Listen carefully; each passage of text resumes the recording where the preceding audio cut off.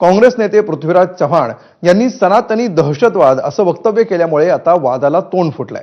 त्यांच्या विरोधात आंदोलन सुरू असतानाच आव्हाडांनी त्याबाबत आणखी एक वक्तव्य केलंय। सनातन धर्मानं भारताचं वाटोळ केलं असं आव्हाड म्हणाले।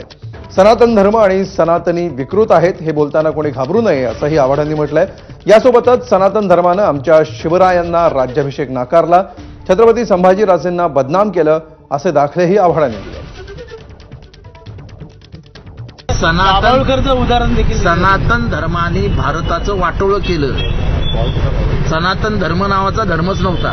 आम्ही हिंदू धर्माला मानणारे आहोत। ज्या सनातन धर्माने आमच्या शिवरायांना राज्याभिषेक नाकारला, ज्या सनातन धर्मियांनी आम्हाला आमच्या छत्रपती संभाजींना बदनाम करून टाकलं, ज्या सनातन धर्मियांनी महात्मा फुलेंना मारण्याचा, खून करण्याचा प्रयत्न केला, सावित्रीमाईच्या अंगावरती शेण गोटे सगळं टाकलं, ज्यांनी शाहूंचा खून करण्याचा प्रयत्न केला, डॉक्टर आंबेडकरांना पाणी पिऊ दिलं नाही, शाळेत जाऊ दिलं नाही, ज्या डॉक्टर बाबासाहेब आंबेडकरांनी सनातन धर्माविरुद्ध पाऊल टाकत आणि त्यांच्यामुळे बदनाम झालेल्या हिंदू धर्माच्या याच्यात त्यांनी मनुस्मृती जाळली।